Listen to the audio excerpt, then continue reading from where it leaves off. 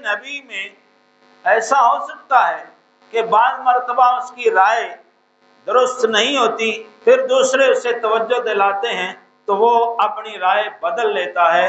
یہ رائے کا درست نہ ہونا یہ بھی عصمت کے خلاف ہے، اس لیے اللہ تعالیٰ کے ہر نبی کی رائے درست ہوتی ہے اور اللہ تعالیٰ کے ہر نبی کی عقل کامل ہوتی ہے، اس لیے نبی خطا سے معصوم ہوتا ہے۔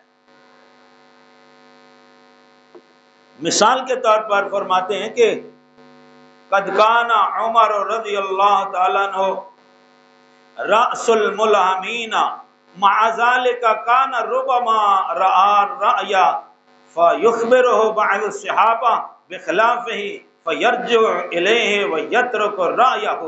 فرماتے ہیں کہ حضرت عمر رضی اللہ تعالی عنہ کتنی بڑی شخصیت ہیں، وہ نبی نہیں ہیں، اس لیے بعض اوقات وہ کسی مسئلے میں اپنی رائے قائم کرتے لیکن دوسرے صحابہ کرام ان کو یاد دلاتے، اے امیر المومنین یہ مسئلہ اس طرح نہیں اس طرح ہے۔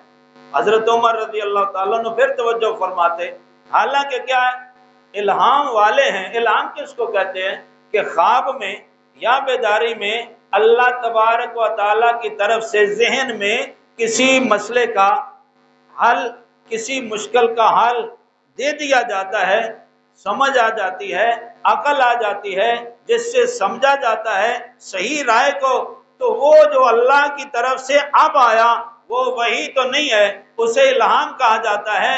حضرت فاروق اعظم رضی اللہ تعالیٰ عنہ الہام والوں کے امام ہیں، امام ہونے کے باوجود ان کے اندر وہ کیفیت نہیں جو نبی کی عقل اور دانش اور شعور میں کیفیت ہوتی ہے۔ یہ نبوت کا خاصہ ہے۔ اللہ اکبر۔ اس لیے اللہ تبارک و تعالیٰ نے فرمایا جب میرا بندہ میرا اتنا قرب حاصل کر لیتا ہے، اللہ تعالیٰ فرماتا ہے کون تو سما ہو، پھر میں اس کے سننے کی طاقت بن جاتا ہوں۔ اچھا حضرات، اس کا کیا مطلب ہے کہ اللہ تبارک و تعالیٰ فرماتا ہے کہ میں اس کی کان بن جاتا ہوں، میں اس کی آنکھیں بن جاتا ہوں جس سے وہ دیکھتا ہے، میں اس کے ہاتھ بن جاتا ہوں جس سے وہ پکڑتا ہے، میں اس کے پاؤں بن جاتا ہوں جس سے وہ چلتا ہے، میں اس کا دل بن جاتا ہوں جس سے وہ سوچتا ہے، میں اس کی زبان بن جاتا ہوں جس سے وہ کلام کرتا ہے۔ تو کیا اللہ تعالیٰ بندے کے اندر آ جاتا ہے، بندہ خدا ہو جاتا ہے، یا خدا بندہ ہو جاتا ہے؟ معاذ اللہ، نہیں، بات یہ نہیں ہے۔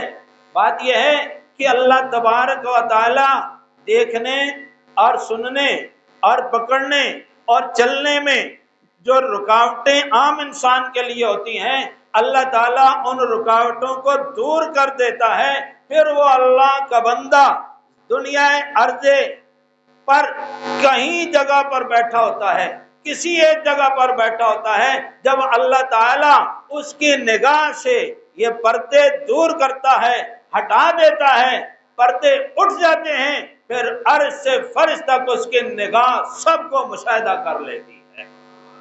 یہ معنی ہے۔ اچھا دوسرا کہ اللہ تبارک و تعالیٰ فرماتا ہے پھر میں اس کے کان بن جاتا ہوں جس سے وہ سنتا ہے۔ اللہ اکبر۔ بھائی کیا معنی؟ اللہ تبارک و تعالیٰ کسی بندے کے کان میں آ جاتا ہے۔ اللہ تعالیٰ جسم سے پاک ہے، وہ کان بننے سے پاک ہے۔ میں اس کی وضاحت یہ کرنا چاہوں گا، جیسے دوسری حدیث میں ہے کہ اللہ تبارک و تعالیٰ جل شانہ ارشاد فرماتا ہے کہ من اتانی شبرن اتیتہ ذراعن، جو میری طرف ایک بالشت آتا ہے میں پورا ہاتھ اس کی طرف آتا ہوں۔ من اتانی ذراعن اتیتہ باعن، جو ایک ہاتھ میرے پاس آتا ہے میں پورا بازو اس کی طرف آ جاتا ہوں۔ من اتانی یمشی، جو میری طرف پیدل چل کے آ رہا ہوتا ہے، اتیتہ ہرولتن، میں دوڑ کے آگے اس کے سامنے آ جاتا ہوں۔ اب کیا مانا؟ یہ بالش، یہ ہاتھ، یہ بازو، پیدل چلنا، دوڑنا، یہ جسم کے خاصے ہیں، یہ انسانوں کے خاصے ہیں۔